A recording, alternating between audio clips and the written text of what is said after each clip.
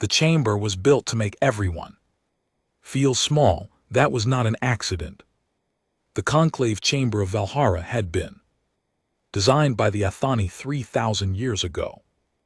And the Athani had a philosophy about power that the room holding a conversation should remind every participant exactly how little they mattered in the scale of the universe.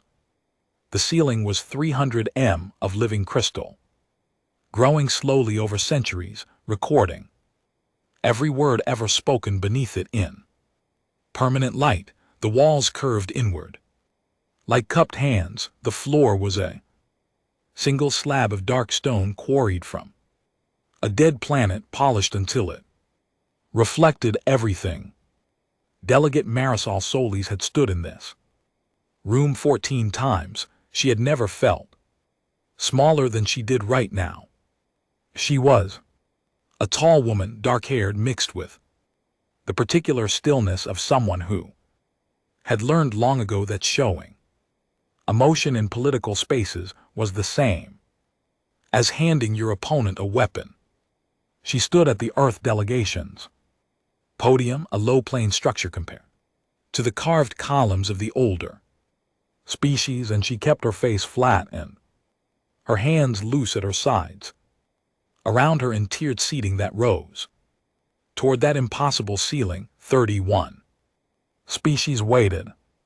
Some of them had attended in person. Crystalline bodies, gaseous forms, contained in floating tanks, beings that looked vaguely insectoid, and beings that looked disturbingly close to human, and beings that looked like nothing that had ever existed on Earth. Others attended through projection, shimmer images of delegates who were physically thousands of light years away, their home worlds too distant for comfortable travel, but close enough in interest to send a representative. The Council of Worlds had been operating for 6,000 years. Earth had been a member for 43, the youngest species in the room. By a factor of 10, Solis thought about that sometimes, about how it felt to sit in meetings where the oldest members had civilizations older than human agriculture, where the minor procedural debates referenced events that happened before Rome. Earth's delegates had spent their first decade just learning the etiquette, the second decade learning which alliances mattered, the third decade learning to speak. She had been proud of how fast they learned. She was remembering that pride now, the way you remember a meal before a long hunger. And the primary chair belonged to High Delegate Orvan of the Velharan host species, an imposing figure in blue ceremonial robes with a long angular face and pale, reflective eyes that made Velharans look permanently thoughtful. He was not thoughtful. Solas had spent enough time in rooms with him to know that he had made up his mind about today's proceedings before he ever entered the chamber. He cleared his throat. The sound carried perfectly in that engineered space. The matter before this council, Orvan said in the trade language that all members use for official proceedings, concerns the actions of Earth Survey Vessel persistence and the formal response of this body to those actions. Solas kept her hands loose. The persistence. She knew every detail of what had happened because she had been the one who filed the original complaint on Earth's behalf, and filing it had required understanding it down to the bone. 6 months ago, the persistence was running a standard geological survey of the Keth Corridor, a stretch of unmapped space that the Council had licensed to a corporation called Vorance Holdings for mineral extraction. Vorance had a clean record. They paid their licensing fees. They operated within Council regulations for Pre-sentient zone extraction, which meant they were authorized to mine planets and moons and asteroids in regions where no recognized sentient life had been detected. The persistence found the Drev were a fungal species, well organized in colony structures across 17 connected cave systems on the third moon of a gas giant that Varantes had already begun boring into from the other side. The Council's automated survey drones had passed through Drev territory 12 years earlier and logged the life forms as Class 4 biological. Non-cognitive, the classification was based on the standard cognition tests. No tool use detected, no structured acoustic communication, no evidence of social hierarchy beyond basic biological organization.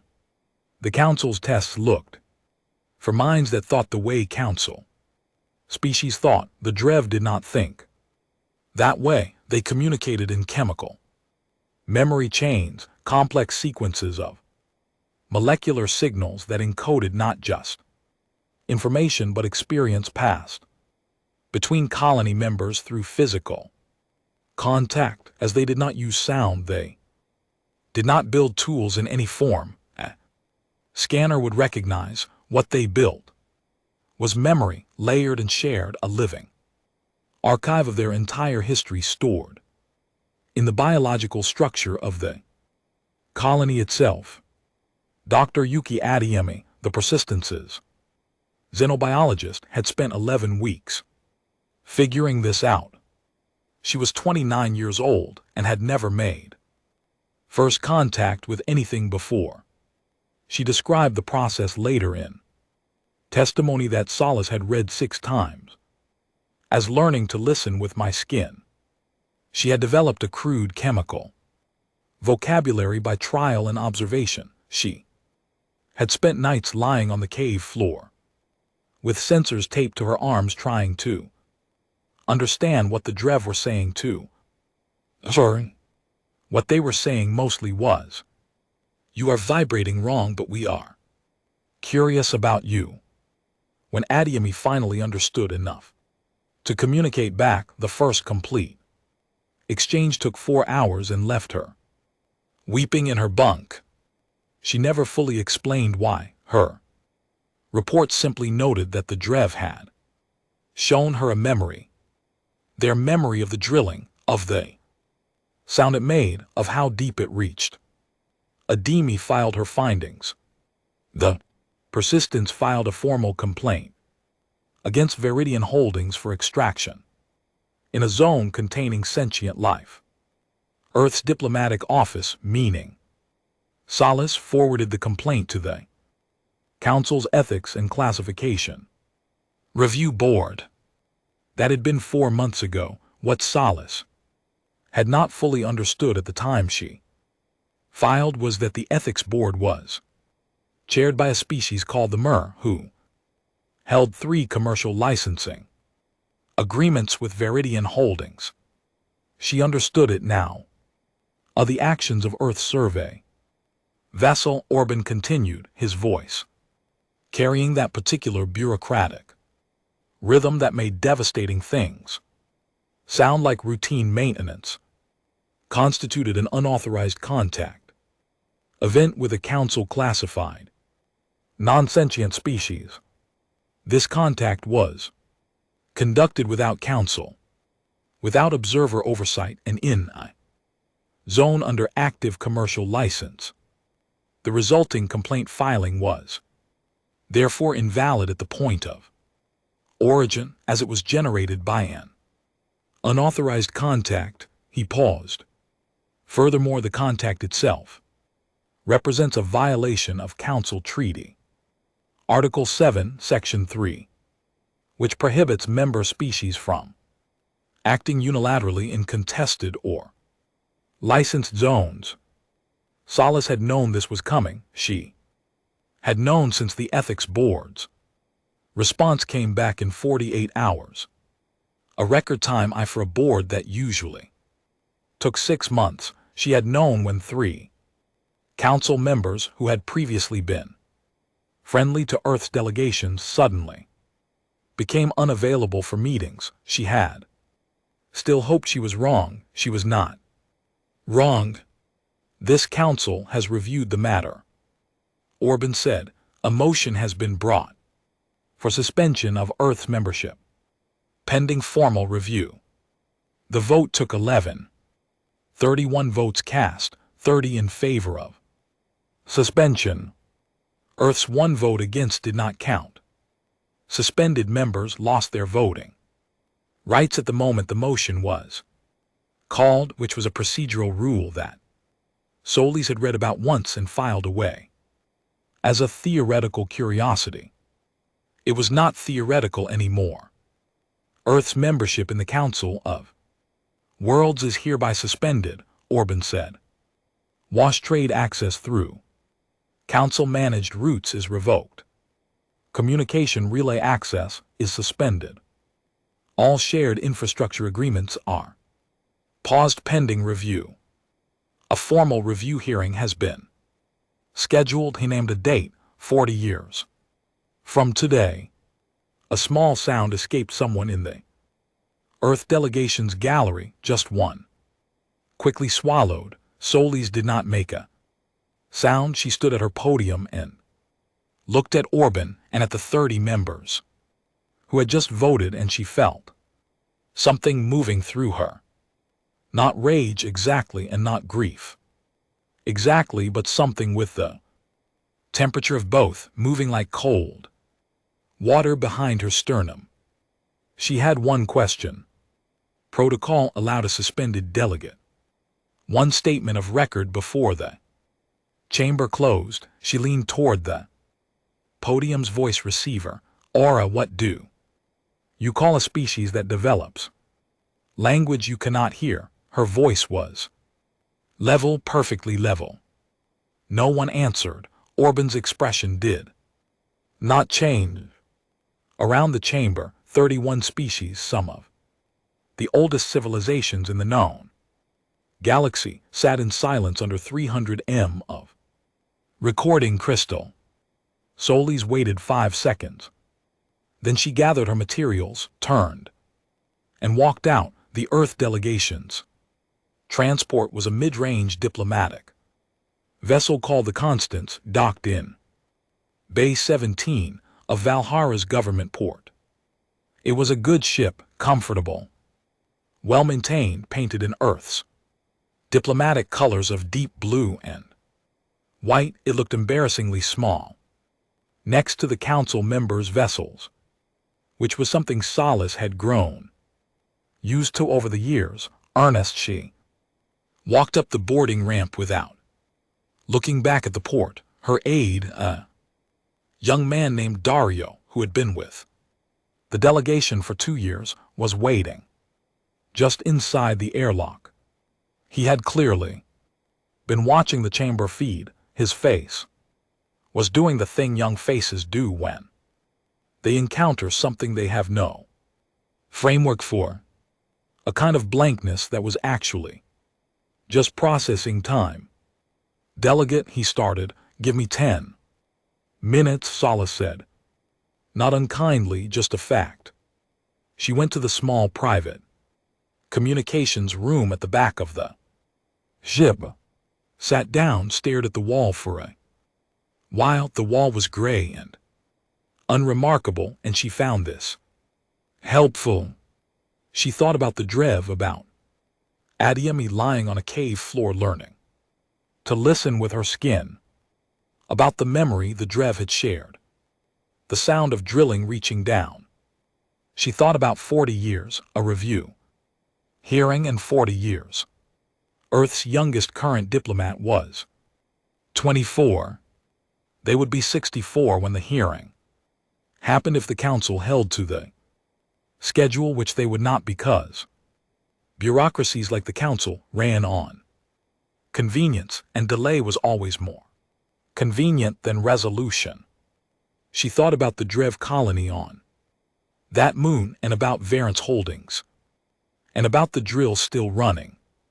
She pulled up the communications console. The relay blackout would hit in approximately 6 hours when Council technical teams revoked Earth's access codes.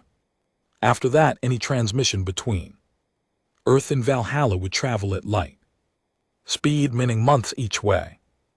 The relay network was the thing that made the Council a community rather than just a collection of isolated civilizations, and without it Earth would be an island. She had 6 hours. She composed a transmission to Admiral Yara Oshii at Earth's Unified Defense Command, not because Oshii was her closest ally. They were not close exactly, they were two people who had read the same threat assessments and arrived at the same conclusions independently, which was a different kind of trust than friendship. The message was 2 words. We're alone. She sent it, then she went to find Dario and tell him to prepare the delegation for departure. The transmission arrived at Earth Defense Command at 3:40 hours local time. Admiral Yara Oshii was not asleep. She was rarely asleep at 3:40 hours. She was at her desk reading quarterly maintenance reports for the Third Fleet, which was the kind of work that required just enough attention to keep her mind from going to places she preferred not to visit in the dark.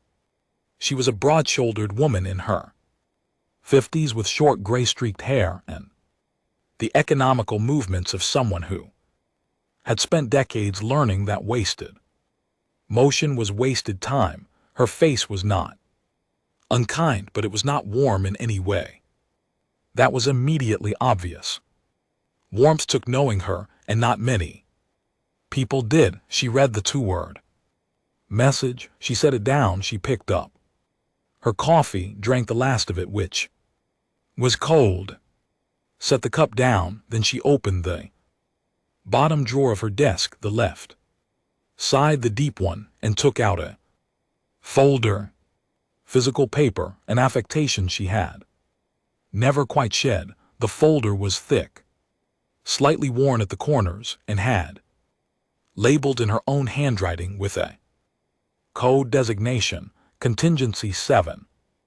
It had been sitting in that drawer for 9 years. She had updated it herself every 2 years, adding new data and revised projections, the way you maintain something you hope you will never use and cannot afford to leave outdated. She opened it. The first page was a cover sheet with a single line of text, the words of the game theorist who had written the original document in 2089, 20 years before Osai was born. If they ever make us leave, make sure leaving was their mistake. Osai read that line. She had read it many times. It had never felt like the present tense before. She picked up her desk calm and woke up. 3 people who were going to have a very difficult morning. Outside the window of her office, Earth's lights were spread across the dark below, cities and coastlines in the slow curve of the planet's horizon, catching the first gray edge of dawn. She watched it for a moment before she started making calls. 43 years as a council member, she had been a junior officer when Earth joined. She remembered the ceremonies, the pride, the feeling that humanity had finally arrived somewhere that mattered, that the long, difficult work of reaching space had been rewarded with a place at the table. She had also, from very early, noticed how far from the head of the table that place was. She had not said this out loud. She was not someone who said things out loud that were better used as preparation. She had simply watched and read and updated a folder every 2 years and waited to see whether the thing she was preparing for would ever arrive. It had arrived. She turned from the window and started making calls. Down in Bay 7 of the lunar shipyard, the lights were already on. Koba Dren had been on shift since yesterday morning.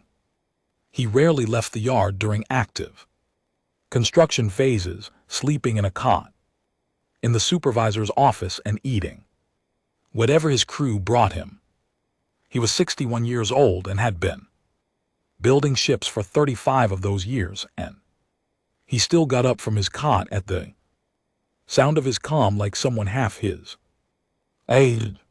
He read Osai's message, read it twice, looked out the office window at the construction floor where 3 partially built vessels sat in their cradles under the yellow work lights. All the ordinary projects of an ordinary defense. And he thought about what contingency 7 said about shipbuilding requirements. He thought about the yard's current capacity. He thought about which of those projects could be repurposed and which ones would need to be completely rethought. He put on his boots and went down to the floor. His foreman, a woman named Chen, who had worked with him for 12 years, looked up from a console. Something changed, she asked. She could read him. Everything, he said. He picked up a marking tool and walked to the nearest wall where a large schematic of the current build plan was posted. He studied it for a moment. We're going to need bigger fuel tanks, he said. Chen waited. And we're going to need a lot of them. He started marking the schematic. Kasha, wake up whoever's sleeping in. Tell them the schedule changed. Changed to what? He thought about the folder, about what it said Earth would need if it was ever really alone, about the 14 colony worlds that were, as of 6 hours from now, at the end of a supply chain that no longer connected to anything. Tell them, he said, that we're building for a long trip. Back in the conclave chamber of Valhalla, the crystal ceiling was still growing. It grew slowly, a few centimeters per century, but it grew, permanently recording everything said. Beneath it, in its molecular structure, layer by layer, the full history of 6,000 years of galactic governance, stored in light and stone. Solace's question was in there now, too. Sentences recorded forever in the most permanent archive in the known galaxy. Oh, what do you call a species that develops language you cannot hear? The chamber was empty. The delegates had gone to their post-session dinners and their private meetings, and the ordinary continuation of council life that a suspension vote barely interrupted. The crystal grew. Outside in Bay 17, the Constance powered up its drives. The crew ran through departure checks. Dario stood at the rear viewport and watched the lights of Valhara's government port slide past as they moved toward open space. Soli sat in the communications room until the relay blackout hit. Right on schedule, 6 hours after the vote. One moment the board showed green. The next it showed gray. Every route, every frequency. The quiet, immediate amputation of 43 years of connection. She sat with the gray board for a while. Then she went to the bridge. Core, take us home, she said. The Constance turned toward a star that looked exactly like every other star. From this distance, it was 3 months away. At standard speed through space, they no longer had permission to cross quickly. They crossed it anyway. The first thing that ran out was medicine. Not all medicine, not immediately, but 43 of the treatments that Earth's hospitals used every day were built on synthesis patents licensed through Council Pharmaceutical Networks, and when the access codes went gray, the Automated supply chain simply stopped. No ships came, no orders processed. The hospitals had stockpiles, some of them deep enough to last months, some of them thin enough to cause problems inside a week. Osai got the full report on her desk 8 days after the ban. She read it without expression, which was her way, and then she forwarded it to 6 people, with a note that said, Priority 1. Don't come back to me with problems. Come back with a plan. The plan that came back from a biochemist at the Cape Town Research Institute who had apparently been ready for exactly this scenario was to reverse engineer every affected treatment from first principles, which was technically a violation of several council patents. Osai forwarded the plan to Earth's legal review office with a second note. Tell me if this is illegal. Legal came back in 4 hours, technically. Yes, but they'd have to show up to enforce it. She wrote back. Start the synthesis. That was how the first 18 months went, problem by problem, each one requiring someone to look at a rule, note who was supposed to enforce the rule, and realize that the enforcer was no longer speaking to them and proceed. It was not heroic work, it was relentless, grinding, practical work. The kind of work that does not appear in history books because it happened in labs and logistics offices and shipyard planning rooms at 3:00 in the morning. But it was also the work that kept 14 colony worlds from going dark. The 14 colonies were the immediate crisis.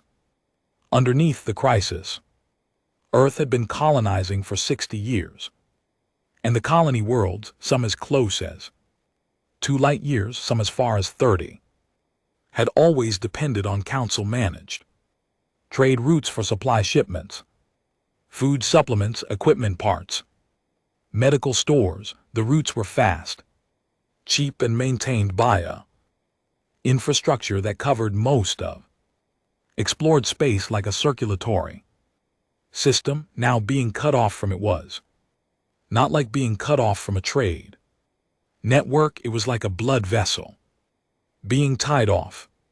3 colonies were already on emergency rationing by the time Kavek's first mule ships came out of the lunar yard.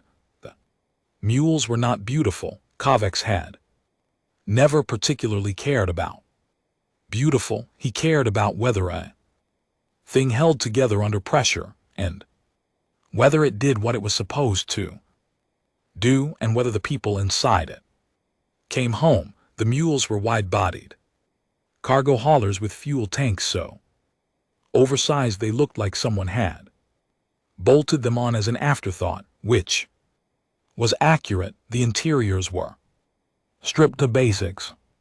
Crew quarters, systems room, cargo hold. As deep as he could make it, the drives were the most reliable design Earth had, upgraded with a fuel efficiency system that his head engineer had developed from scratch over 3 sleepless weeks.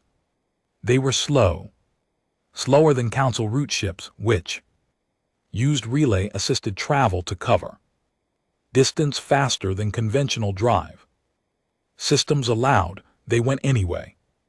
The routes they had to use were the long paths through unmapped stretches of space that the council had never bothered to chart because the highways made charting unnecessary. Some of those paths ran close to zones listed in old council surveys as hazard class transit areas, which was a designation that could mean anything from mild radiation variants to genuinely catastrophic spatial anomalies. Kobek's crews memorized every hazard law that existed. They also knew going in that most of those logs were incomplete. The council surveys had been quick passes when Earth pilots would be going slower and learning as they went. Before The first convoy launched, Ase called the crew commanders into a room in the lunar facility's briefing level. There were 12 of them. They ranged in age from 26 to 52, all military, all volunteers. She did not give them a speech. She stood at the front of the room and looked at them for a moment, and then she said, "The colonies need what you're carrying. You'll have no relay communication on the long stretches. You'll be making navigation calls in the dark. Some of those calls will be wrong, and you'll have to correct them in real time." She paused. "I need you to come back." She said it simply, like a request, not an order. The 12 commanders looked at her. "We will," one of them said. Her name was Petra Voss. She was 26, while she commanded the lead mule on the first convoy, a ship she had named Dog, which her crew thought was strange until they understood she meant it as a compliment. The Gusari were the accident, or rather, the meeting was an accident. The Gusati themselves were very much on purpose. They had been a functioning civilization for 2,000 years before their council exile, and they had spent the 4 decades since their exile being purposeful in ways that the council preferred to ignore. Petra Voss found them on the 3rd week of the Doggett's first run, which was not a good week if the convoy had lost communication with its trailing ship for 6 hours due to an electromagnetic dead zone that no survey had charted. The ship reappeared on the other side intact, but badly rattled, and Voss had been awake for 31 consecutive hours by the time the Gusati vessel appeared on scan. It was a mid-sized transport, long and pale, with a swept-back architecture that Voss didn't recognize because Council technical databases classified Gusati ship design under restricted access. Exiled entity. The ship was broadcasting a standard distress frequency. Voss was not required to respond. Distress frequency was a council network signal, and Earth was no longer on the network, and she had a cargo hold full of medical supplies for a colony 3 weeks away that was already sick. She responded anyway. Once the Gusati captain's name was a sequence of tones that Voss's translator rendered as Savati, and she looked like nothing so much as a large hawk that had learned to stand upright and wear a flight suit, dark-feathered, yellow-eyed, with a beak designed for a diet that had nothing in common with human food. She was also clearly expecting to be turned away. Gusati had been turned away a lot in 40 years. Voss looked at the damage report that Savati transmitted, a drive component failure fixable with parts that the Gusati ship didn't carry spare, the kind of failure that in the middle of unmapped space without council relay access could become permanent.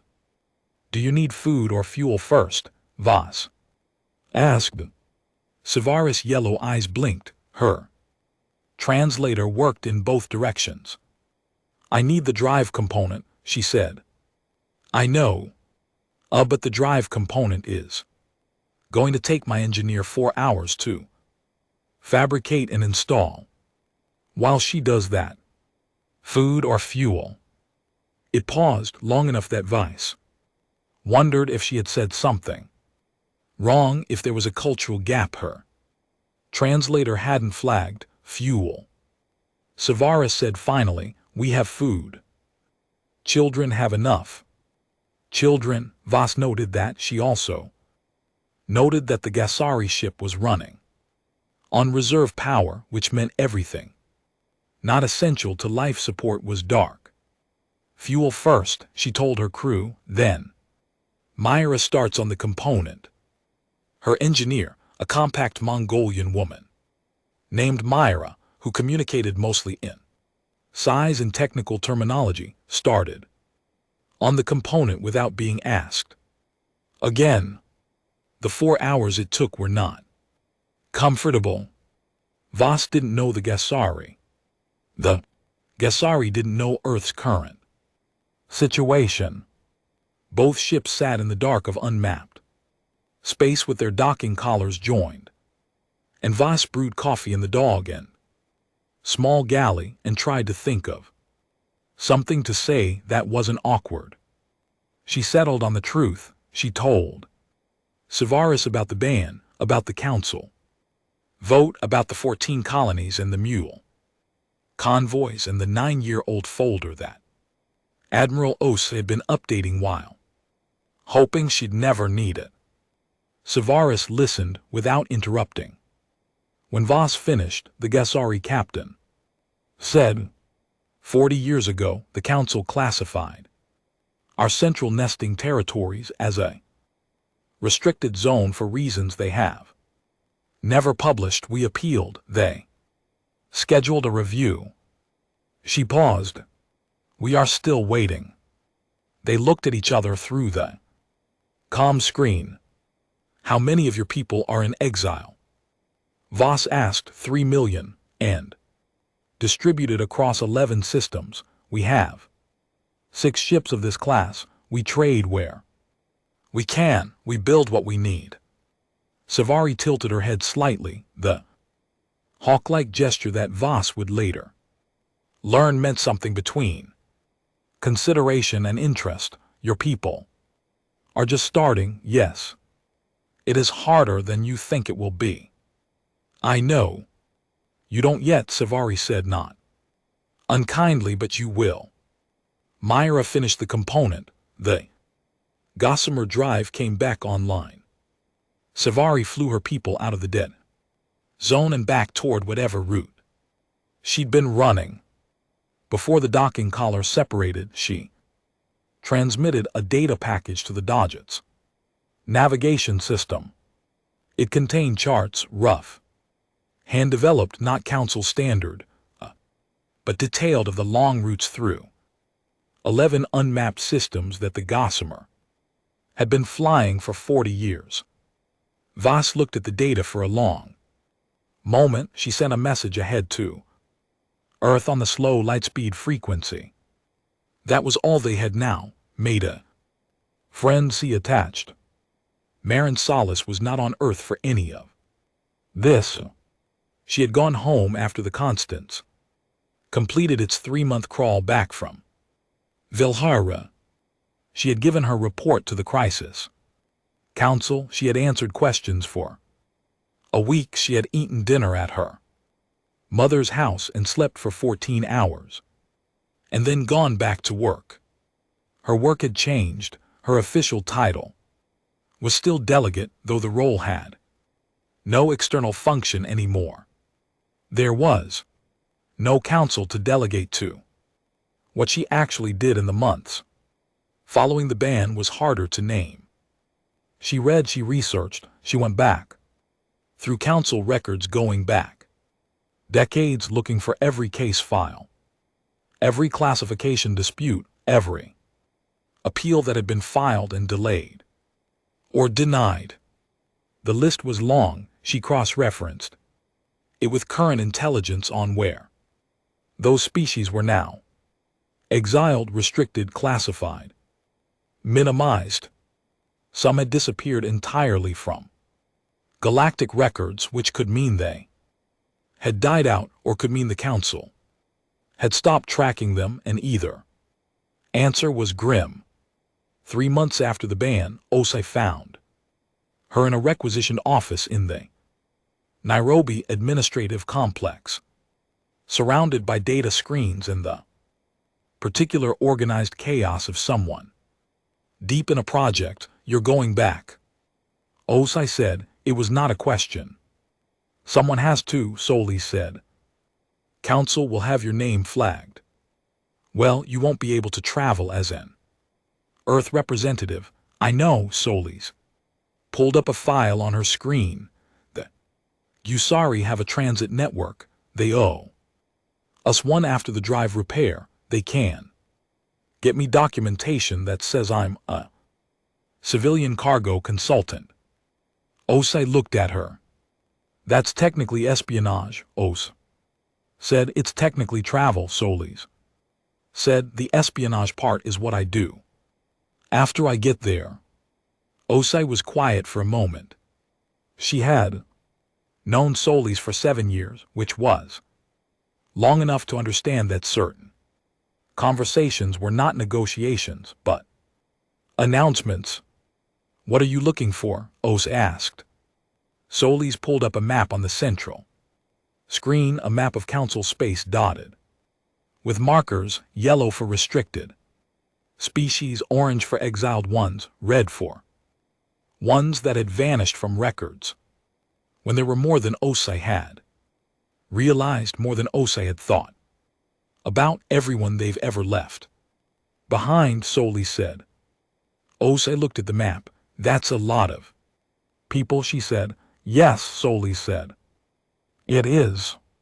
The council's envoy arrived 8 months after the ban.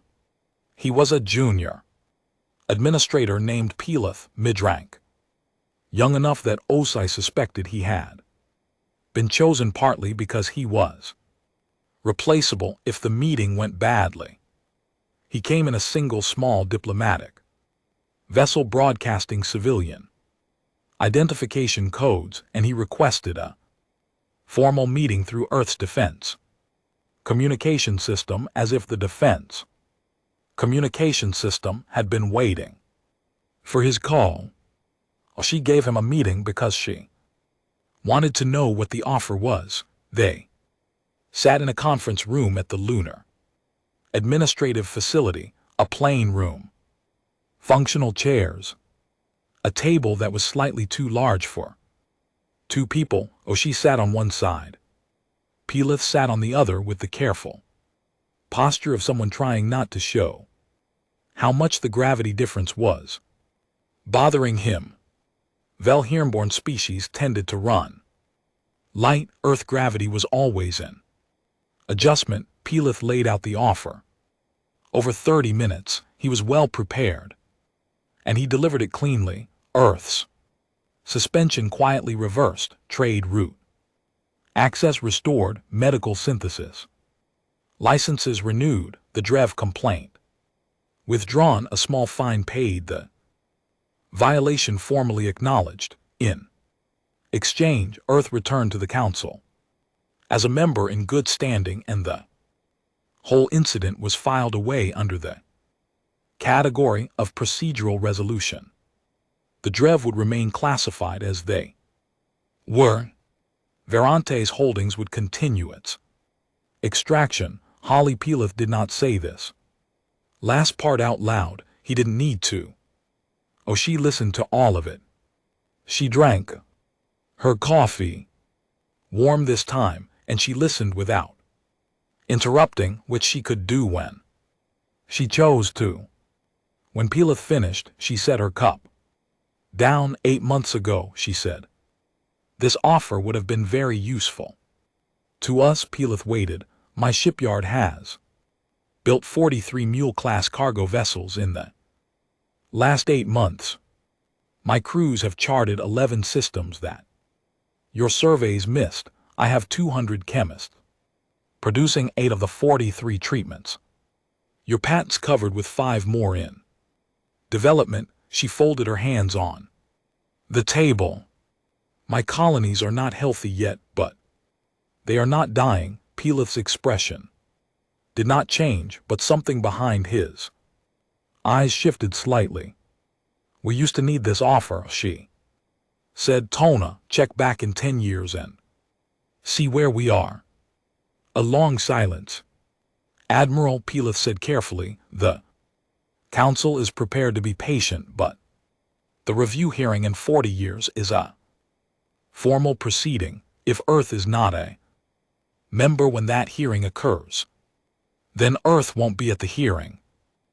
She said, we'll be somewhere else. She stood up. The meeting was over. Pilith left in his small ship and filed his report, and the council read the report, and the council's intelligence division added note to Earth's file that said posture uncooperative, motivation unclear. The motivation was not unclear, but the council had not been listening closely enough to understand it, which was, she thought, entirely in keeping with everything that had come before. She went back to her desk, back to the maintenance reports and the shipyard projections and the slow, grinding, relentless work of building something from nothing in the space that a door had left when it slammed shut. It was not dramatic work, but it was real, and every day it looked a little more like it was going to hold. It took Soli's 2 years to find all of them. 2 years of traveling under a false name, on Gasari transit papers, through corridors of space that the council managed but did not monitor closely, because they were corridors that only the marginal used. Exiled species, itinerant traders, minor civilizations running routes between systems too small to attract official attention. She was good at being invisible. She had spent her career in rooms where Earth's delegation was the smallest and least senior, which meant she had practiced going unnoticed in places built to notice everyone. That particular skill turned out to be more useful now than anything she had studied in the diplomatic academy. She found the Gossarians first, properly this time, not just Shivani's 3-ship transit circuit, but the full exile community, 3 million people spread across 11 systems, organized with the disciplined efficiency of a species that had learned to survive without infrastructure. They had built what they needed over 40 years, food cultivation systems that worked on marginal worlds, medical practices that use local biology instead of council-licensed compounds, communication networks that ran on frequencies the council's standard scanners didn't flag. When she explained what she was doing, Shivani looked at her for a long moment. Kiana, you want to build something? Shivani said. Yes, Solis said. Something that sits next to the council, not under it. Yes, another pause. Shivani had a way of going quiet. That was not uncertainty, it was calculation, the way a bird of prey holds still before it moves. Show me what you have written, Shivani said. Solis had written 11 pages. She had started them on the Constance on the 3-month journey home from Velhara, in the hour after the relay went gray. Not because she had planned to. She had not at that point been thinking about building anything. She had been thinking about the Drev and about the council's vote and about the silence. The chamber when she asked her question. She had opened a document to take notes, and then kept writing and didn't stop until she had 11 pages. It was not a treaty. It was not a constitution exactly. It was closer to a set of agreements, specific, short, in plain language that any translator could handle without ambiguity. The first article was the one she had thought about most. No member of this compact may classify another species as presentient. The capacity for thought and language is presumed until demonstrated otherwise. The burden of proof rests on the classifier, not the classified. That was the whole article, 1 paragraph. She had written and rewritten it 50 times to make sure it said only what she meant, and nothing else. The council's charter was 9,000 pages. She had read most of it. She had noticed that the longer a governing document was, the more room it contained for the interpretation of inconvenient truths. 11 pages left very little room, Severi. Read the pages, but she read them twice. In the way of someone who is checking. Not just what the words say, but what they do not say. Then she handed them back. The Gaussery will sign, she said. The Thuric Syndicate took longer. The syndicate was not a species in the standard sense. It was a trade consortium of 12 smaller species who had come together 80 years ago out of necessity because none of them individually had enough political weight to hold council membership. Without constant risk of having their status revised, together they held one combined council seat and paid full membership dues, which the larger members had always considered a generous arrangement. The syndicate considered it something else. The word they used in their trade language translated roughly as a politely arranged boot on the neck. Suzalis found the syndicate's representative council in a commercial way station at the edge of council managed space, a large busy station built on pure mercantile logic, which meant it was also one of the few places in the galaxy where her Gaussery papers did not attract any particular attention. Everyone at the way station was running some kind of paperwork they preferred not to examine too closely. The syndicate's senior representative was a being called Darvik. He was from one of the syndicate's founding species, tall, gray-skinned with large eyes, calibrated for low-light environments, and the careful manners of someone who had spent a long time being the smallest entity in important rooms. He knew exactly what Earth was. He had followed the ban with close attention. You have been a member for 43 years, he said to Salazar at their first meeting. We have been members for 80. We have never been treated as members. I know, Salas said. The Council's charter gives full members equal representation, Darvik said. In practice, combined seat members are excluded from emergency sessions, have their proposals reviewed last, and are routinely outvoted by procedural coalitions that form before we are informed a vote is happening. I know, Salas said again. He looked at her with his large, careful eyes. You're saying you know because you watched it happen to yourself.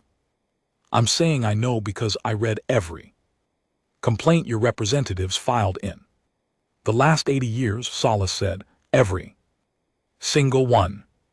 I read what happened to them. And I read the response times and the outcomes and the language the council used. She opened the 11 pages on the table between them. I also read who filed the most. It was you. Darvik was quiet for a moment.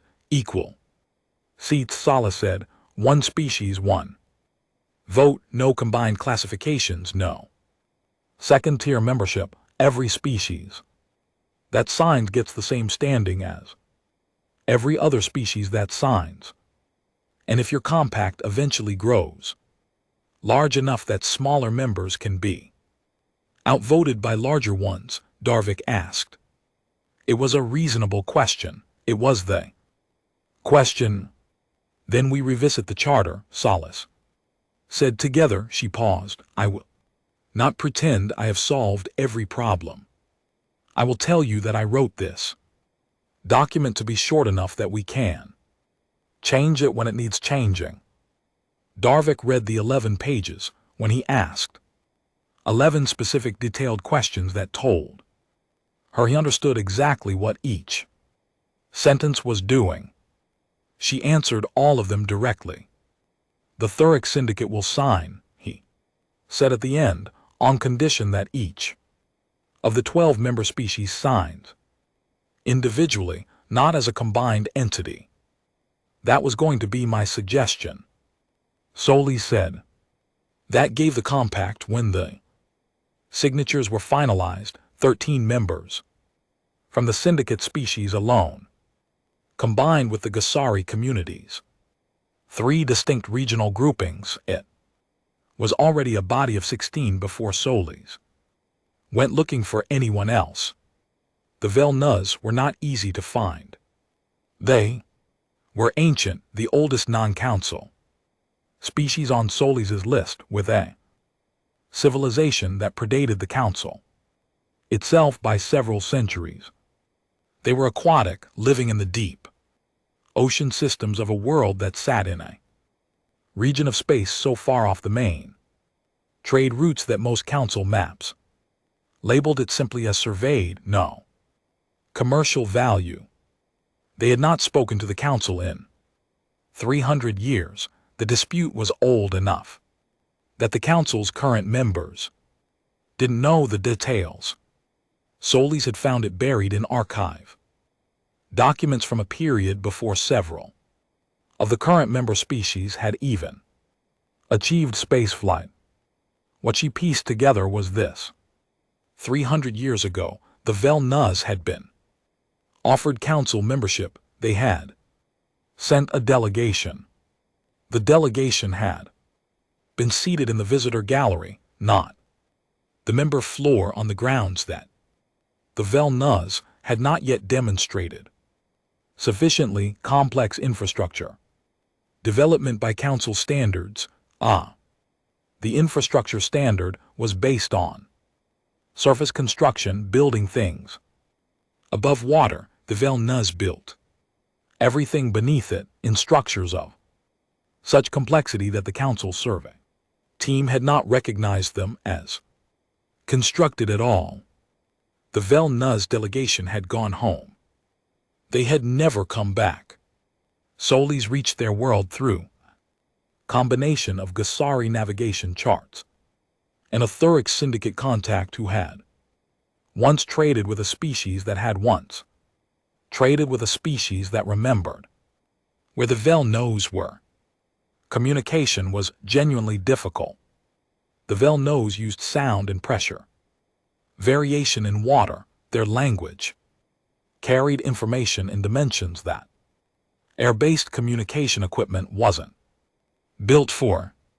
The translation work took 3 months, with help from a Gasari linguist and a physicist from Earth's university system, who had studied aquatic communication as a theoretical exercise and was overjoyed to discover it had a practical application. When Solis finally got a complete sentence across, the Vel-Nuz elder she was speaking with a creature that moved like slow water, given intention, lit from within by bioluminescent patterns, was quiet for a long time. Then it said in translation, "We have been here longer than their charter. We remember what they forgot. We are not asking you to join your house. We are telling you we already live in it." Solis wrote that down. "Will you sign?" she asked. The elder moved in a slow pattern that the translation system said meant something close to, "We have been waiting for someone interesting to come along. Sure, we will sign," the elder said. The compact's founding ceremony happened in a converted cargo bay. This was not the setting that any of the founding members had imagined, but it was the practical one, the Gasari way. Station in Sector 11 was the only place all the represented species could physically reach in a reasonable time, and it had a cargo bay large enough to fit delegations from 31 species, including the environmental support equipment that the Vel-Nuz required to exist outside water. Kavik Drin, who had come in person because Osai had decided someone with practical judgment needed to be present, stood at the back of the bay and looked at the assembled delegates. He had been building things for 35 years. He had an engineer's way of Seeing rooms, he automatically assessed load-bearing, points on a structural integrity, the logic of how space was organized. What he saw here was not a room with a structural weakness. What he saw was a thing that had been made from pieces that were never meant to fit together. That fit anyway because someone had been patient enough to find the joints. Sola stood at the front of the bay, at a plain table with the 11 pages on it. She had asked for no ceremony, no speeches. She knew what long ceremonies did. They created moments that the participants could point to later and say that is when we decided, when the truth was that decisions happened much earlier in small rooms in careful conversations over translated languages and shared meals and the slow work of trust. The ceremony was just the signing. Each delegation came forward in turn, so the Gesari pressed their talons to the document in the physical contact form their tradition required. The Thorax Syndicate's 12 species each signed individually as agreed. The Vel nose representative left a pressure impression in a medium that Kovacs quietly provided. He had brought a suitable material because Solas had mentioned the aquatic delegation and he had thought ahead, as he always did. The Drev signed last. Solas had found the Drev 4 months into her travels, still on their moon, still in their cave systems. But the Varantes drilling had stopped, not because of any council action. It had stopped because Varantes's licensing agreement had come up for renewal, and in the 9 months since the Drev complaint was filed and dismissed, someone had quietly circulated the complaint's contents to enough council-adjacent journalists that the renewal had become politically awkward. Varantes had declined to renew, citing operational reorientation. The Drev colony was intact when Solis arrived. They had been expecting her. She did not know how. She could not fully communicate with the Drev yet. Her vocabulary was still incomplete. But the colony had prepared a reception that filtered through her translator.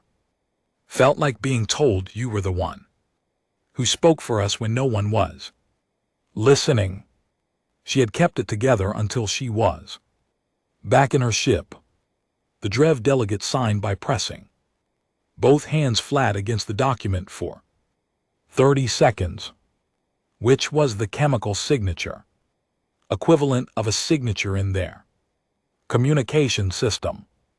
The translator noted that the chemical sequence left in the paper included a record of the event itself, what the room smelled like, how many species were present, the particular quality of the light. The document afterwards smelled faintly like rain and old libraries. 3 weeks after the signing, a council patrol vessel intercepted a compact convoy in the Lethais corridor, a stretch of space that sat in a gray zone between council licensed territory and the unmanaged routes the compact used. The convoy was carrying Drev medical compounds to Gusari colony on the far edge of the compact's network, where an outbreak of a respiratory illness was moving through the population, and the compounds were the only thing that worked on the specific pathogen, a piece of biological knowledge that existed only because the Drev had 3,000 years of medical memory stored in their colony and had shared it with Earth's researchers in the months since contact. The Council Patrol Commander invoked standard procedure, unauthorized transit, unlicensed cargo detention, and search pending verification. Standard procedure could take weeks. Weeks in which the Gusari colony got sicker. OC was 3 hours away with 2 warships. She had been running escort routes along the compact's outer edges, anticipating exactly this kind of encounter, and she had opinions about what should happen next that involved neither patience nor paperwork. Solis, who was on the convoy flagship, told Osai to hold position, and then she filed an emergency injunction with the Council's Humanitarian Relief Division, a body that had been written into the Council's charter as a check on patrol authority, allowing it to override detentions where there was demonstrable humanitarian need. The provision had last been invoked 62 years ago. Solis had read about it in her archive research and filed it away. She pulled it out now.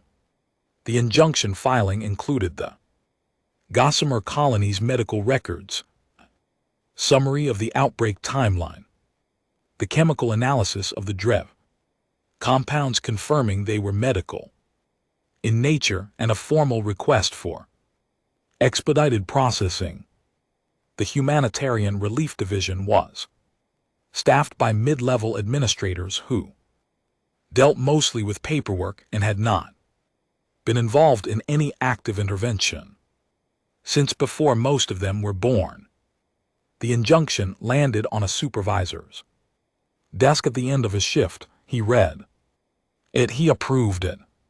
He sent the authorization to the patrol vessel 40 minutes later because the filing was correct in every procedural detail, and he could find no grounds to delay it.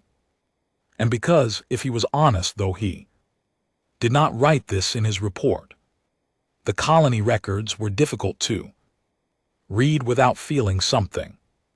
The patrol stood down. The convoy moved. Osei arrived 3 hours later to find the corridor empty and the convoy already on its way. She sat on her bridge for a moment, looking at the open space where a conflict had not happened. Then she opened a comm channel to Solis. "You're terrifying," Osei said. "I know the manual," Solis said. A silence not uncomfortable, in the kind of silence between two people who have just understood something about each other. "All of it?" Osei asked. "Every clause," Solis said. 9,000 pages. "Why?" "Because one day they were going to use it against us, and I wanted to know it better than they did." Osei closed the channel and went back to her navigation display. Cadet Amara Osei had been assigned to the Compact's Persistence 2, a new survey vessel named with deliberate intent. As part of her officer training rotation, she was 22, second year, with her mother's economy of movement and her own particular way of watching rooms. She was watching Solis when she asked the question. It was evening on the way stations. Human calibrated schedule. The cargo bay still faintly chemical, with Drev's signature, with the founding document locked in a secure case that Kovacs had built himself because he didn't trust anyone else's tolerances. "Are we the council now?" Amara asked. "Just smaller." The question arrived without preamble. Amara had been working up to it for a week, and when she finally said it, it came out flat and direct, which was her mother's way of asking something she genuinely needed an answer to. Solis didn't answer immediately. The pause stretched long enough that Amara wondered if she had said something wrong, but Solis' expression was not bothered. It was thinking. The specific face of someone sitting with the actual weight of a question, instead of reaching for the comfortable answer. "Ask me again in 5 years," Solis said. "I'll know by then." It was not a deflection. Amara understood that much, yet it was a real answer. The honest acknowledgement that she was watching for the same thing Amara was asking. about and that the watching was not finished. Amara wrote it in her log. She would remember to ask again. The compact at the end of its first year covered 31 systems. It had no fixed capital, no permanent headquarters, and no dedicated military. It had in place of a military, a mutual defense agreement and a shared patrol network that used each species' existing vessels. It had no name officially. The founding document just said this agreement, and the delegates had been too focused on the substance to argue about what to call it.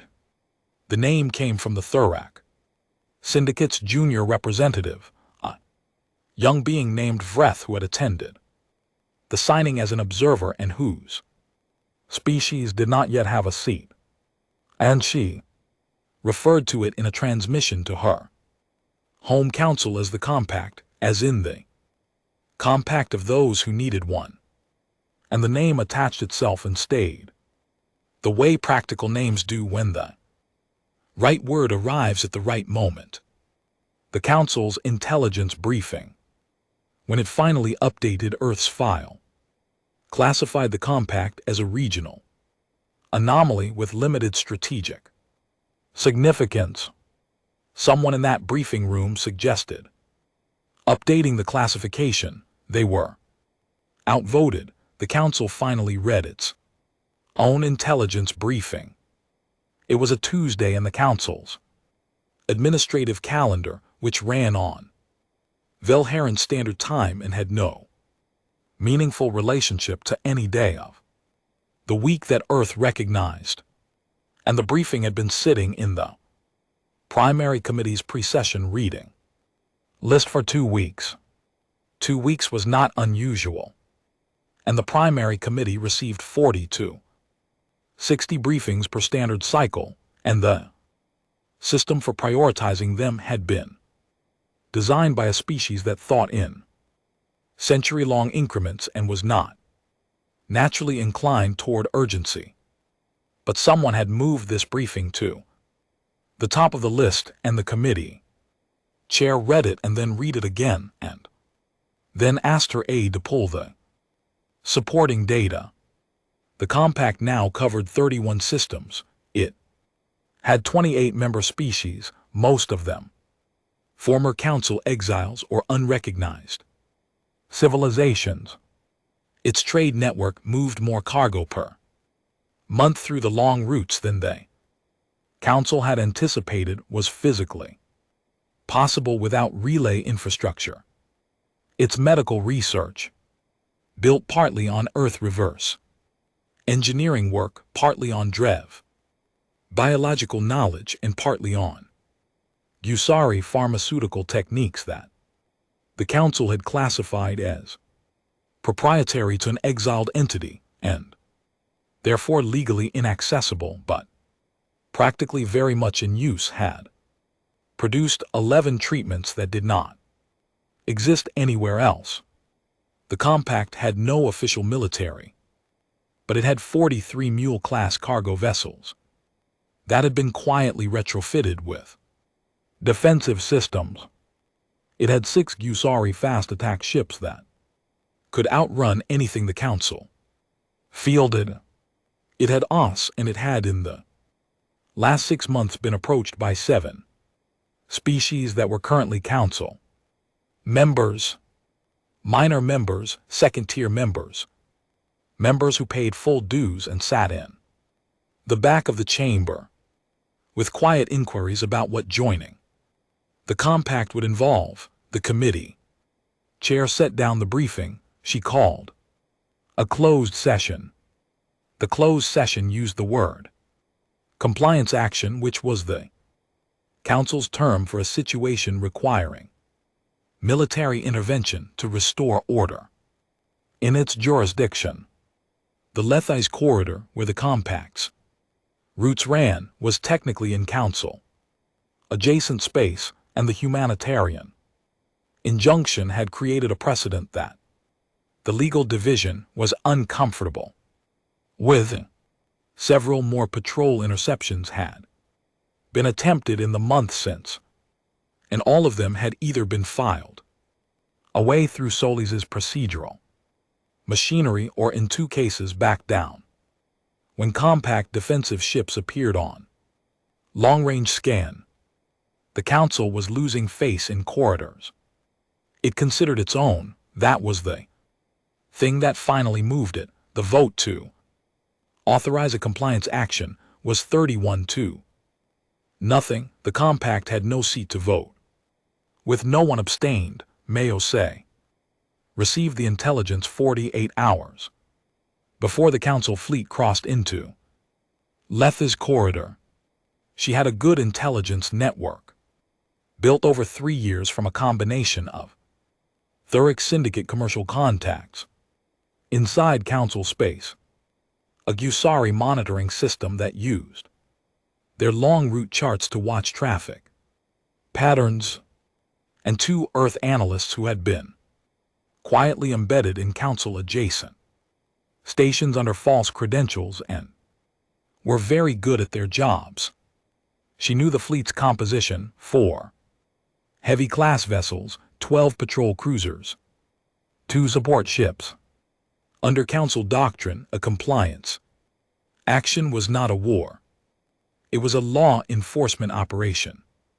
This distinction meant the fleet's rules of engagement required it to issue warnings, attempt negotiations, and use proportional force. OSI did not intend to give it a war. She intended to give it a drain. She called her senior commanders to the briefing room on the Admiral's Conviction, her flagship, a name she had chosen herself and that her crew found either inspiring or slightly ominous depending on their mood.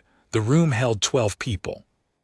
Osai stood at the front with a display behind her showing the Council fleet's projected route. They are not trying to destroy us, she said. They are trying to make us stop.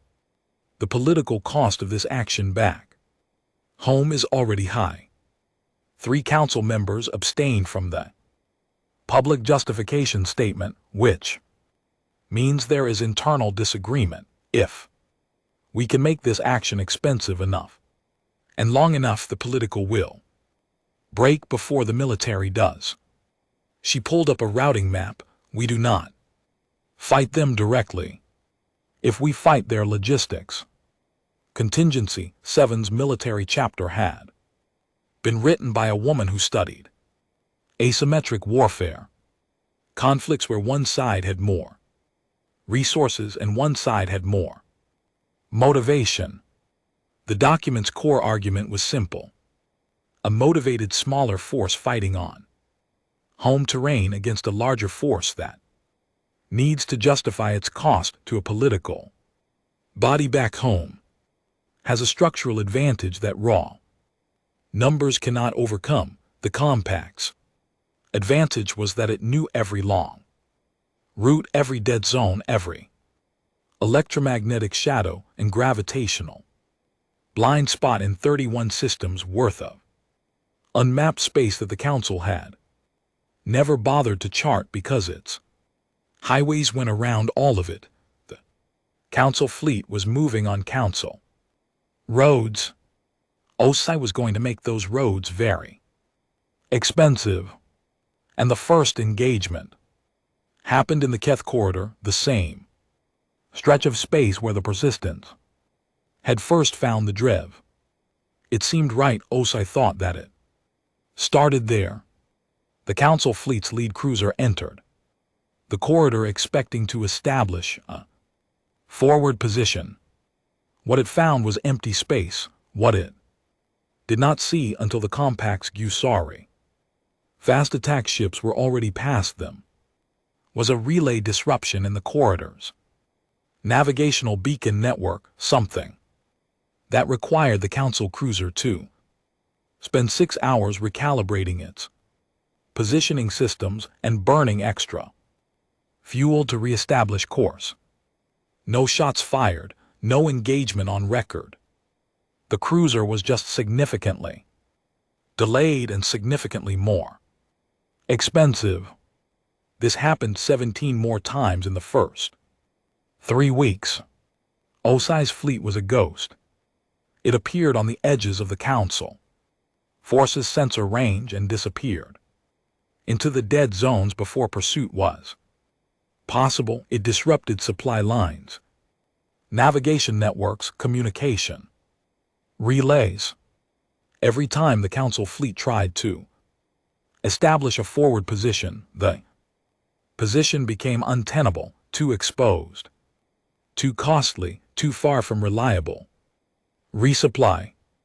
The Council's field commanders filed reports that used the phrase unorthodox tactics repeatedly, which Osai found mildly satisfying, but the Council fleet kept coming. It was slower, it was more expensive, it was more confused, and it kept coming. Because the political decision had been made, and the political decision could not be reversed without someone admitting they had made it. 3 months into the compliance action, the fleet reached the Gusari home system, where the Gusari had been building for 40 years, their home system, or what they had made their home system since their original one was restricted, was not the kind of defensible position that military textbooks described, because it had been built for survival rather than defense.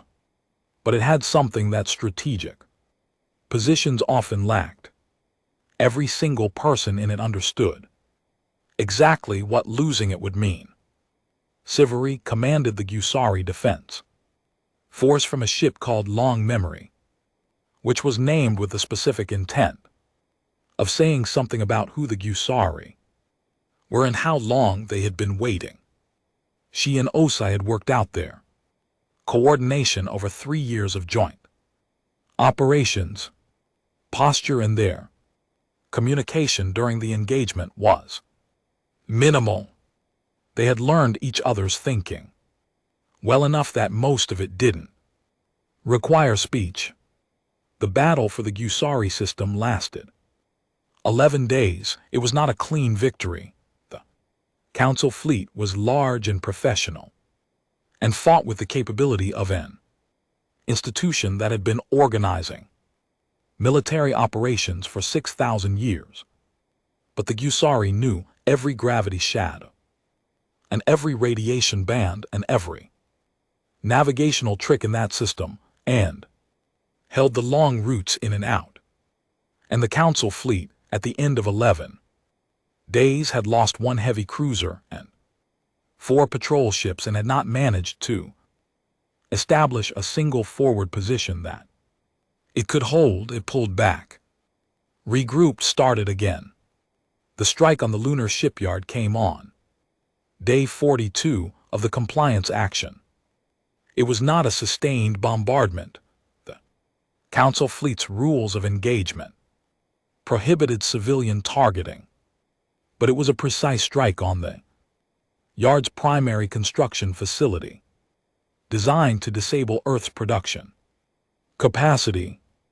3 shaped charges delivered by a long-range system that outranged anything the yard's defensive stations could reach.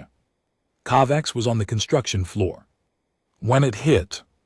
The first charge took out the ceiling of the primary assembly section. The second hit the drive fabrication unit. The third, the one that got him, hit the materials storage corridor he was walking through on his way to the East Wing, which was where he'd been going because Chen had called to tell him a support strut on the new ship's frame was reading wrong, and he wanted to see it himself. He was found 3 hours later under a collapsed section of corridor roof with burns on his left arm and side, and a broken rib, and the particular expression of someone who has just survived something they did not expect to survive. The medics wanted to send him to the Earth's surface hospital. He Refused. He spent 3 days in the yards. Medical bay in a cot that was not different from the one he usually slept in, being treated for the burns and told repeatedly that he needed to stop moving. He was not good at stopping. On the second day, Chen came to give him the damage report. The construction facility was 60% destroyed. The drive fabrication unit was completely gone. Before ships in various stages of build were damaged beyond simple repair. Kovacs listened to all of it, then he said, "What fabrication units are still online?" Chen listed them. In the East Wing. The one you called me about before the strike. Still standing, Chen said. The support strut is still reading. Wronged. That's still the priority, Kovacs said. He discharged himself on the fourth day, went to the East Wing, looked at the support strut, and Chen had been right. It was reading wrong. And he spent 2 hours figuring out why, and then fixing it. Then he stood in the middle of the East Wing and looked at what was still standing and thought about what could be built here. He put new plans into the system that afternoon. Different ships than he had been building, built around what equipment survived, designed to work with the remaining capacity. He named the first new ship Luna. He wrote the name on the work order form without explaining it. Anyone who had been on the yard the day of the strike understood. Anyone who hadn't didn't need to. The order regarding Verith Station arrived on Osai's desk on day 67. Verith was a civilian way station at the edge of Lethai's corridor, technically neutral commercially, operated, home to 40,000 permanent residents and a fluctuating population of traders and transit passengers. It was also, as Osai's intelligence network had confirmed 3 weeks ago, the primary fuel and resupply point for the Council fleet's forward operations. Without Verith, the fleet couldn't sustain its position. It would have to pull back to its own territory to resupply, a journey that would take weeks each way, and which the Council's political coalition would not survive. The war would end. The order from Earth's Wartime Executive Council was direct: disable the station's fueling infrastructure. 1 precision strike. The residential sections were far enough from the fuel systems that casualty risk for the attached military assessment was acceptable. Osai read that phrase, acceptable, written in the careful language of a military assessment by people who were 2 light years away and working from maps. She knew what the strike would do. She had run the calculations herself, without being asked the moment the intelligence on Verith came in. She had run them to see how bad it was. And when the answer was that it was bad, enough that she had not told anyone she had run them. The fuel systems were adjacent to the residential ring on one side. Precision strike was a statistical argument, not a guarantee. The assessment's acceptable was doing a lot of work for a very large number of people. She sat with the order for 6 hours. She had followed orders for 35 years. She had followed orders she disagreed with and orders she found distasteful and orders that had cost people their lives, because that was what being in a military chain of command meant. You trusted the institution, and you trusted that the institution's judgment in aggregate was better than any individual's. She had also for 35 years maintained private opinion of where the chain of command ended and where the institution's judgment stopped being better. This was it. she picked up her secure. Commander Voss, she said. Voss was 3 systems overrunning the Eastern Supply Corridor. Admiral, I need mule convoy routes into Lethai's corridor, all of them. A pause. Planning a blockade. Yes, Verith. Yes. Another pause, shorter.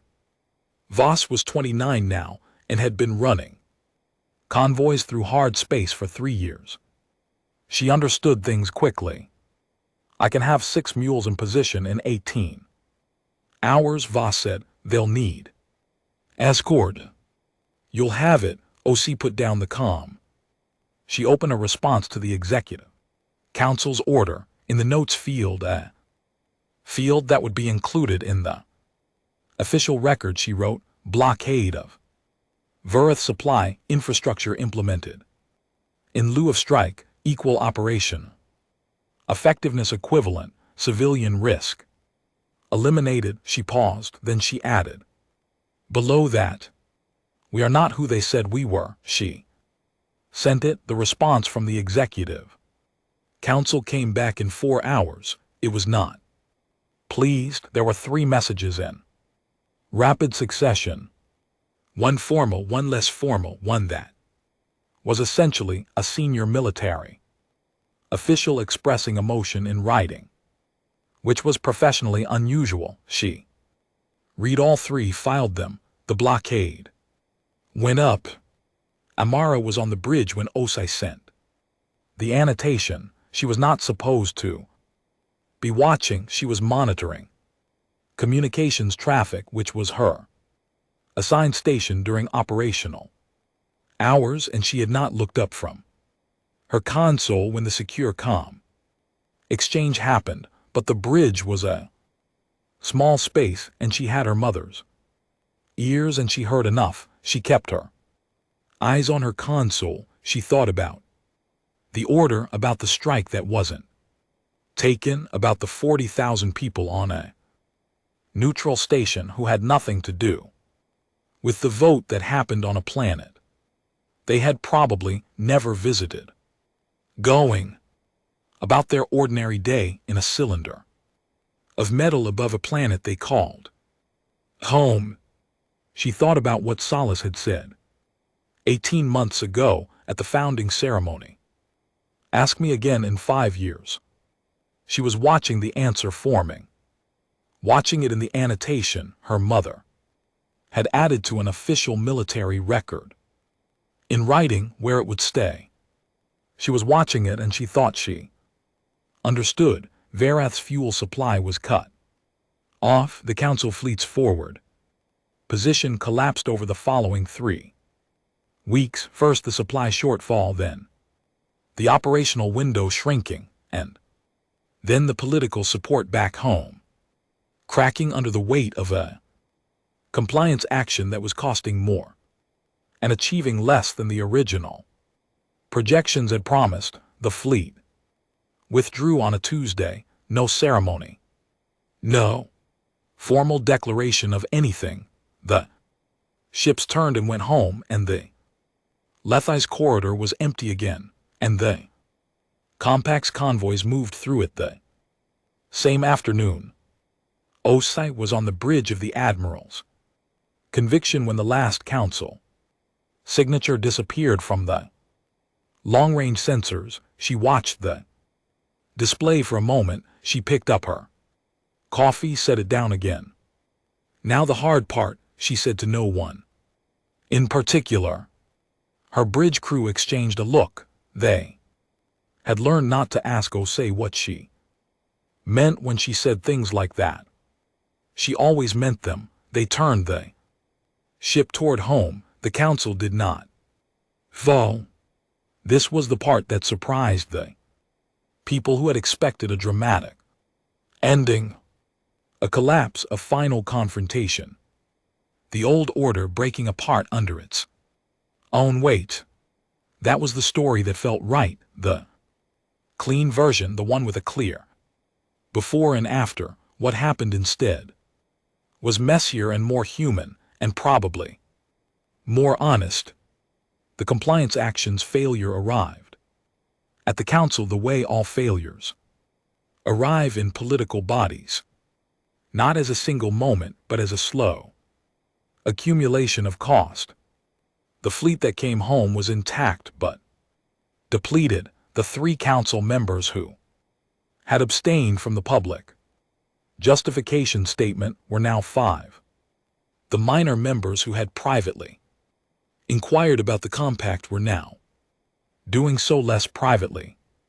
3 weeks after the fleet's withdrawal, a council member named the Veth Collective, a small war-patient species that had held their seat for 800 years and spoken very little during most of it, submitted a formal motion to open negotiations with the compact. The motion was tabled the following week.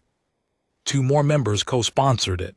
The week after that, the primary committee's chair, the one who had moved the intelligence briefing to the top of the pre-session reading list, the one who had called the closed session that started all of this, sent a private message through a back channel that Solis' intelligence network intercepted within 12 hours. The message was addressed to the Earth delegation in exile. It said, "We would like to talk." Solis took 2 weeks before she responded. She spent those 2 weeks talking to every compact member, not sending a message, and waiting for a reply. Talking in person or through the fastest available communication, in conversations that were real exchanges and not briefings. She talked to Sivari, who was already thinking 3 moves ahead and wanted to know what the compact's leverage was in a negotiation. She talked to Darvik of the Thurak Syndicate, who had a list of specific demands in the particular controlled fury of someone who had been waiting 80 years to make them. She talked to the Velno's elder through the translation system that was still imperfect but was improving. She talked to Kavek, who was running the Looney Yard's new construction schedule with his left arm still wrapped in medical tape, and who had one opinion on the question of negotiations: don't give them anything they didn't earn. She talked to Ase Ino, who had one opinion on the question of negotiations: don't let them set the terms. She wrote down everything, not to synthesize it into a single position, but because she needed to know what she was walking in with, whose interest, whose history, whose 40 years of exile, and whose 300 years of being ignored, and whose 11 weeks of lying on a cave floor learning to listen. Then she responded to the message. She agreed to talk. The conclave chamber of Valhalla was unchanged. 300 m of living crystal, dark stone floor, the architectural intention of making everyone feel small. Solas had stood here 15 times now. She knew the chamber's acoustics, its sight lines, the specific way the light came down from the crystal and made everything below it look slightly luminous. As she walked in ahead of her delegation and took a moment just at the entrance to look at the room, she thought about the first time she had stood here, the first time before any of the 14, when she was a junior delegate and someone else had spoken for Earth, and she had sat in the gallery and looked up at the crystal and felt very genuinely that she was in the most important room she ever be in. She thought about the 14th time, the vote, the 31 in favor. Then she walked to the table. The council's lead negotiator was a young Vilharan named Sereth, young by the standards of a long-lived species, which meant he was approximately 90 years old by human reckoning, and he had been selected because he was A reformist, and because he was junior, enough to have no personal investment, the decisions that had been made before. He was politically active. He was visibly nervous. He was doing a credible job of not showing it. Solely settled into her chair with the calm of someone who had made her decisions before she entered the room, and was here only to deliver them. The council is prepared to offer Earth full membership reinstatement, Sarah began. Trade route access, communication relay access, medical, synthesis license renewal, and retrospective compensation for economic damages incurred during the suspension period. He paused, clearly expecting response. Solely said nothing. He continued with the slight acceleration of someone filling silence. Additionally, with the council is prepared to open a formal review of several existing classification decisions, including the DREV classification, with a target resolution timeline of 12 months, Solely said. Sarah stopped. I'm sorry. The DREV classification review. 12 months, not the standard timeline. Sarah made a note. That's possible. Yes. Good. Solis opened the folder she had brought. I don't want Earth's seat back. The chamber was quiet. Sarah looked at her carefully. Delegate Solis. I want 12 seats, she said, one for each compact species that has never held council representation. I want those seats created as full member seats, not combined, not second tier, not subject to review, full seats. Equal votes. She set a page on the table and slid it toward him. No, the species list is on the first page. Sarah looked at the page. His expression was carefully neutral, which told Solis that he had been briefed on the possibility of this and had not quite believed it would happen exactly this way. I also want Article 1 of the Compact's founding document written into the Council's charter, she continued. The language is on page 2. It is 28 words. I have not padded it, he read.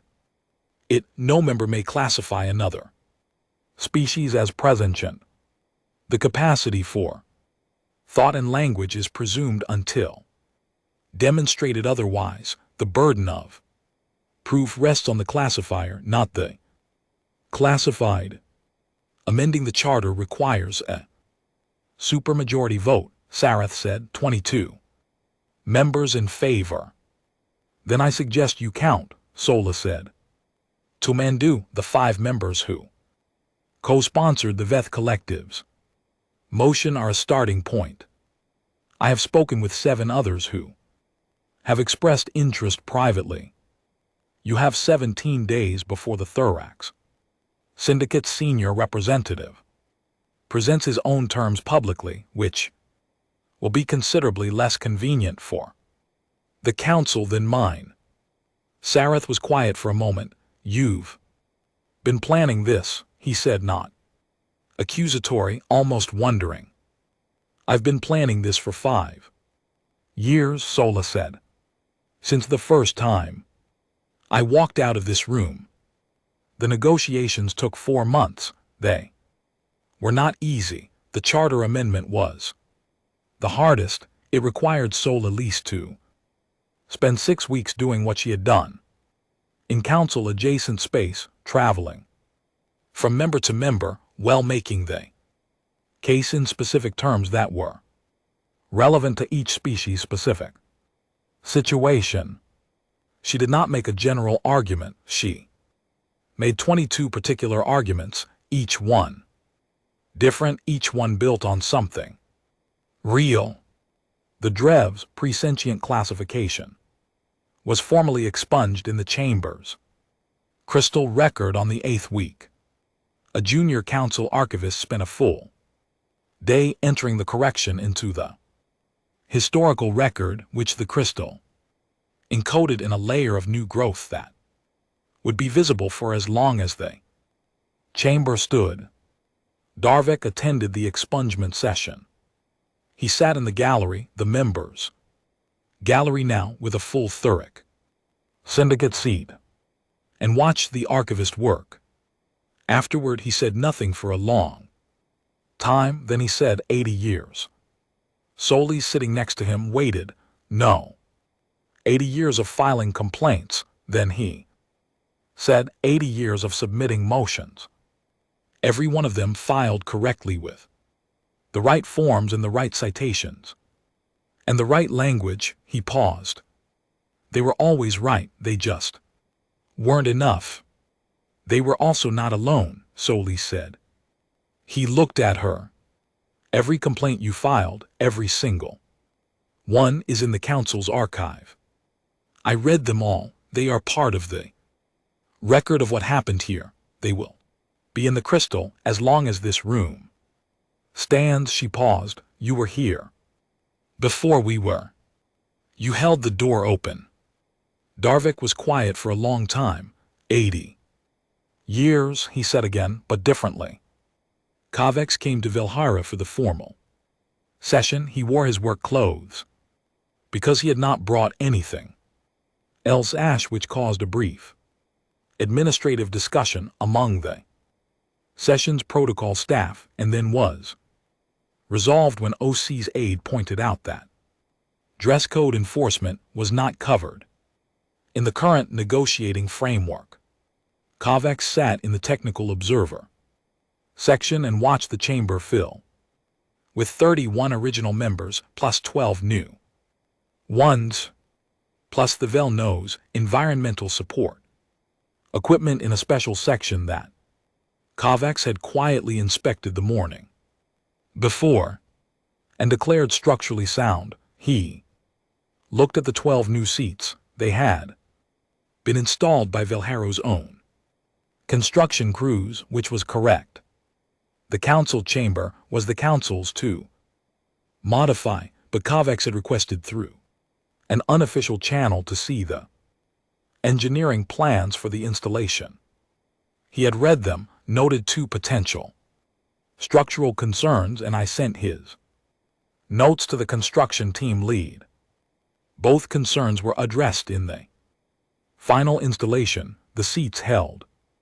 He sat in the observer section and thought about what it meant to build something that held not just the seats but all of it. The mules that were still running there. Roots, the Luna yard that was 3 months from finishing the first post-strike ships. The 11 treatments that Earth's labs had developed from scratch and that the compact now produced for species that needed them. He thought about the drive schematics that Gusari had shared with him. He thought about what happened when you put Gusari speed and Earth's fuel efficiency and Drev navigational memory into the same ship design. He thought, that's the next thing he would tell Osei when he got home, and he had a feeling she was already thinking the same thing. Amara asked Solis the question on the last day of the formal session while the chamber was emptying after the final charter vote. 24 members in favor of the amendment. 7 against, 4 abstentions. Not the unanimous endorsement that the reformist faction had hoped for, but solid enough that the hardliner bloc was now clearly the minority.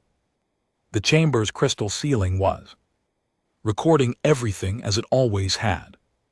Amara found Solis near the entrance, standing where she had stood 5 years ago before walking out. She looked like she was looking at the door or the room, or some private version of both. 5 years, Amara said. Solis turned. You said ask you again in 5 years. Amara said. So are we the council now? Solis looked at her with a real look. Not the diplomat's flat face, but the actual face underneath. No, she said. Amara waited for the rest. The council classified the Drev as presentient because their cognition test looked for minds that thought the way council minds thought. Solas paused. Every institution that becomes powerful enough eventually does that. It starts building tests that confirm its own assumptions. It stops being able to hear languages it didn't invent. She looked at the crystal ceiling. What? We built the compact, the charter amendment, the new seats. None of it guarantees we don't do the same thing eventually. Institutions drift, power changes the thing that holds it, so how do you stop it? You build in a door, Solas said. You build in a way for the institution to be changed by people who are inside it and people who are outside it without having to burn it down first. She paused. The 11 pages short enough to change. That was the design. Amara thought about that. What if the people inside it don't want to change it, she asked. Then the people outside it need to be loud enough and organized enough and patient enough that the inside can't ignore them. Solas almost smiled. It takes a while, but it works. She touched the wall beside the door. The stone of the chamber, smooth and old, were the thing that reminded them what they were supposed to be, she said. Ask me again in 50 years. I want to know if we remembered it ourselves. There was no ceremony at the end.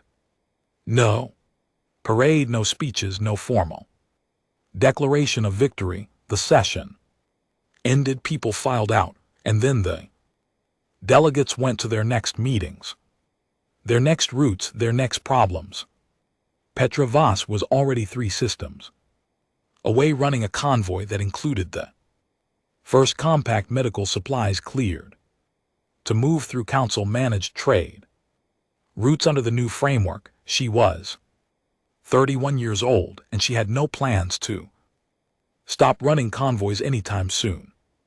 The Doggett had been upgraded twice, and she had named her second ship Persistent, which her crew understood immediately. Savari was flying long memory back toward the Gussery home system.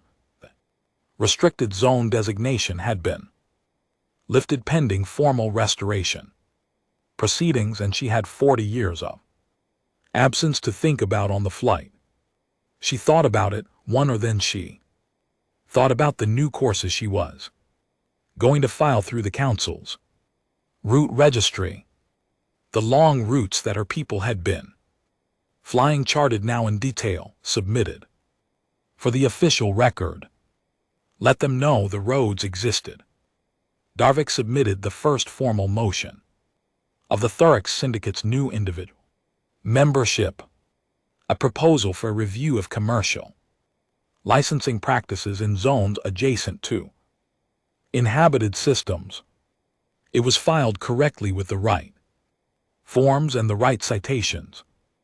It was given a standard review timeline.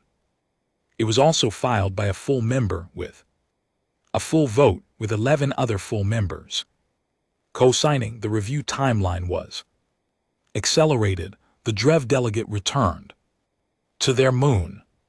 Adami, Dr. Yuki Adami, now the head of Earth Compact Xenobiology Division, traveled with them. Hanshi had been learning to communicate in chemical memory for 5 years. She was still not fluent. She sat in the cave systems and worked on her vocabulary, which was slow work and which she did not mind. The Drev showed her a new memory. It was a memory of the founding ceremony in the cargo bay.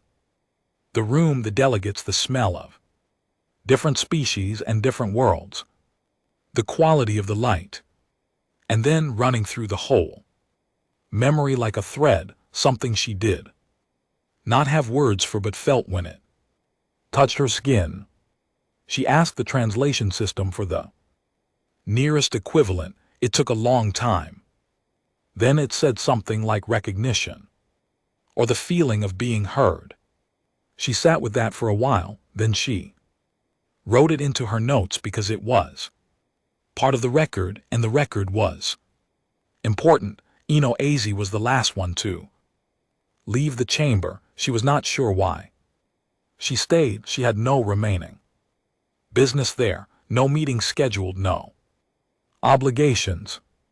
She stood in the empty room after everyone else had gone and looked at the crystal ceiling and the dark stone floor, and the 43 new seats and the amended charter plaque that had been installed on the wall beside the entrance. She was not given to sentimentality. She had filed that capacity away a long time ago, the way you file away things that cost too much to carry.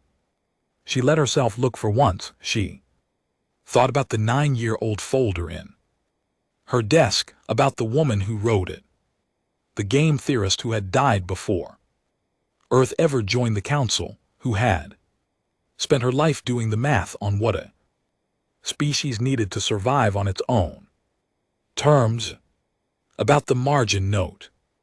If they ever make us leave, make sure leaving was their mistake.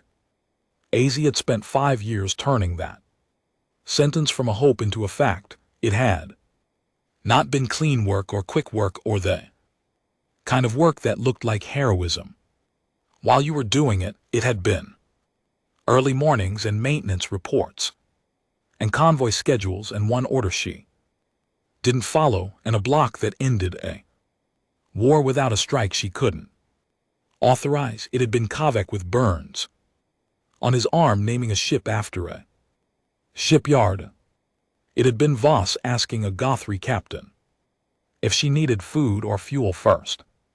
It had been Solis lying on a cave floor, learning to listen with her skin. No, that was a Damie.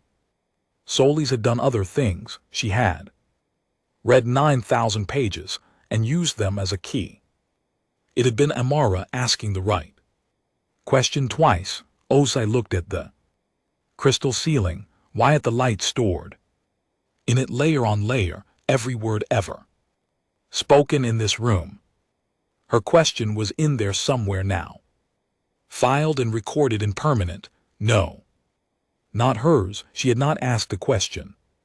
Here she had sent a 2-word message from a small room on a ship going home, and let Solace do the talking. What was in the crystal was Solace's voice. What do you call a species that develops language you cannot hear? 31 species had sat in silence above that question. Now 12 more had seats to answer it. Oz walked to the door. She did not look back. She was not the looking back type. She had a shipyard to check on and a conversation with Kavek about those drive schematics and a quarterly fleet assessment that was not going to read itself. The door opened, light from the corridor behind her. The crystal ceiling kept growing. A few centimeters per century. It had time